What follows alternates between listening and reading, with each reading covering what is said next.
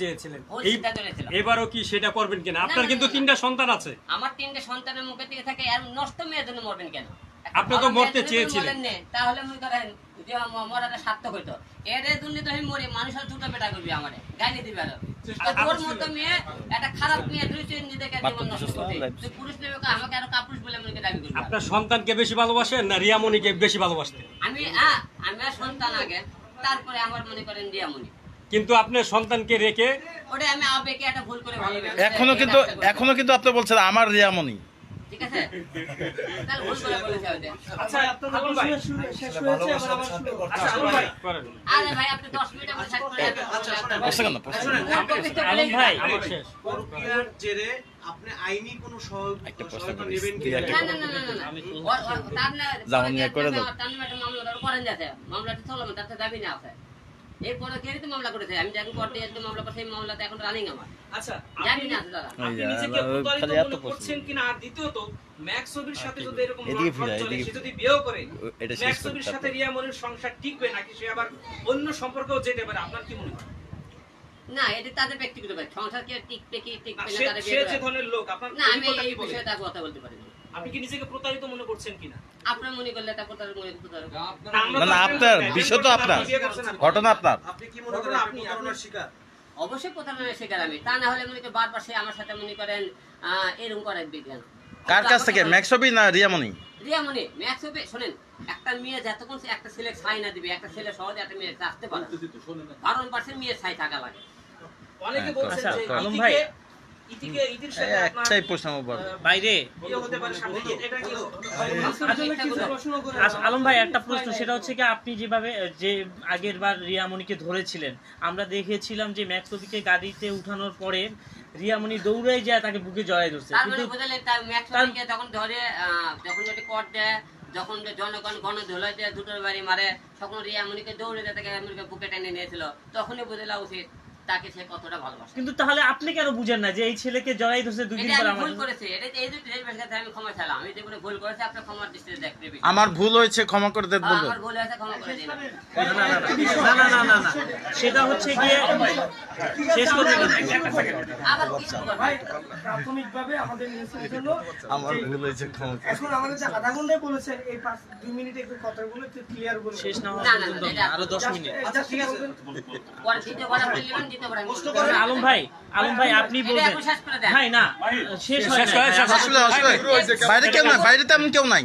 না ফুল কপিস তো ভাই দিয়ে আমরিকে এই তাকে আমরি সে আমরি করে আমরা বিপরীত এটাতে মূল্যটা আগে আর তো কোনো কথা থাকে ভাই একটা প্রশ্ন, অনেক খারাপ সময় গেছে, রিয়ামণির সাথে এই মুহূর্তে একটা ভালো স্মৃতি আপনি শেয়ার কোনো করতে রকম ওই পারেন? বিষয়ে এখন কথা খারাপ ভালো কোনো কথাই বলবেন না, সে একবার নষ্ট মেয়ে, খারাপ মেয়ে, কোনো ভালো কোনো স্মৃতি নেই ভাই সেটা তো আপনি আগেও জানতেন নষ্ট মেয়ে। আচ্ছা সেটা আবারও বললাম যে ঠিক আছে, এখন ভালো কোনো স্মৃতি নেই। আবারও তো রিয়ামণি আপনার পায়ে ধরে ক্ষমা চাইলে আপনি আসবেন কিনা? ভাই ক্ষমা মানুষ বারবার হয় না, ঠিক আছে?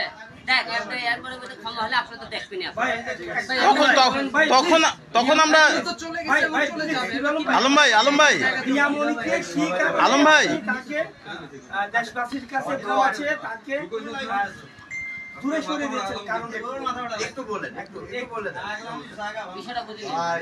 রিয়ামণিকে সংবাদ সম্মেলন করে রিয়ামণিকে নিয়ে তাকে কেন দূরে সরিয়ে দিচ্ছেন? এই কারণে সম্মেলন করার কারণ হলো দেখ পুরো দেশবাসী জানে হিরো আলম আর রিয়ামণি মিল হয়ে গেছে।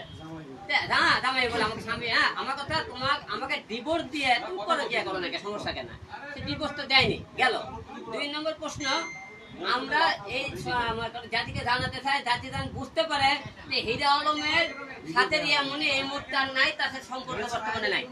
তাই সে বর্তমানে ম্যাক্সবির কাছে আছে, এটা আপনাদের কাছে ক্লিয়ার করার জন্য। এবং সে কালকে কক্সবাজারে হোটেলে ধরা পড়েছে, সেটাও আপনার ভিডিও ফুটেজ সহকারে দেখেছেন। সে আমার সাথে আর বর্তমানে নেই। সে বলে সে নাকি শুটিং এ গেছে। আমি শুটিং এ গেলা, আমি জানলাম না তুমি ওকে নিয়ে শুটিং এ গেলা। এরকম কোন শুটিং? হোটেলে গেল তোমরা? আচ্ছা লাস্ট কোশ্চেন কেউ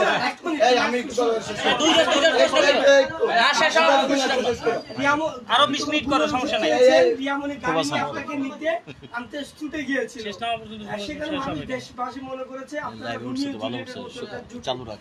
এই বিষয়ে আসলে ও আমাকে ভালোবাসে কত, আমি বুঝছেন সেটা তো আপনার ধারণা বুঝছেন যে ওইটাতে ওর যে ভালোবাসাতে এই যে মামলাটা তুলে নেওয়ার জন্য ভালোবাসা, এটা আমি বুঝতে পারিনি। তার মামলাটা করা ছিল, কারণ সে আমাকে ভালোবাসলে সে মনে কি দেখতো কেসা ঘুরে ফিরে ওই ছেলের কাছে কেন যাবে, তার মানে সে আমাকে ভালোবাসে না। এটা তো ক্লিয়ার, আপনারা বুঝতে পারছেন। আচ্ছা আলম ভাই, আমার একটি প্রশ্ন ছিল, রিয়ামনির বিরুদ্ধে আপনি মামলা করেছেন, হ্যাঁ, তো মামলা এখন চলমান আছে। মামলার আপনার তো অবশ্যই একটা দাবি আছে, মামলা করেছেন, তো আপনি কি শাস্তি দাবি করছেন কিনা?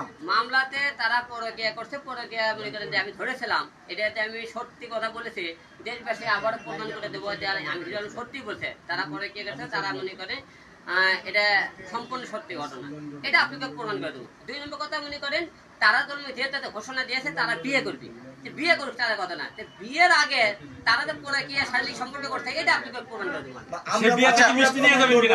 প্রমাণ করবে আইন, এবং আপনি এবং আপনি বলতে চাচ্ছেন যে আইন যে আপনার বিচারটা করবে সেটা আপনি মেনে নেবেন? অবশ্যই অবশ্যই। আচ্ছা আলম ভাই, আরে দাঁড়াও আলম ভাই, আপনাকে তালাক দিব বলছে, ইতিমধ্যে সে মিডিয়া জানিয়েছে। আরে ভিতরে তার মত যদি পাল্টায় তাকে তালাক না দিয়ে। আচ্ছা আলম ভাই, শেষ প্রশ্ন, যদি রিয়ামনি আর ম্যাক্সবি যদি বিয়ে করে আপনি মিষ্টি নিয়ে যাবেন কিনা?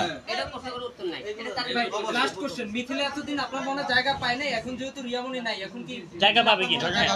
ভাই এই সমস্ত বিষয়ে কথা বলতে চাইতেছি না, একটা পুরুষের জীবনে মেয়ে মানুষ প্রয়োজন। একটু বলেন ভাই। আলম ভাই, মিথিলা আপনার জন্য ওয়েট করতেছে, এবং ভাই আমরা জানি যে হিরো আলম একজন প্লে বয়, সে তার জন্য আলম ভাই, ভাই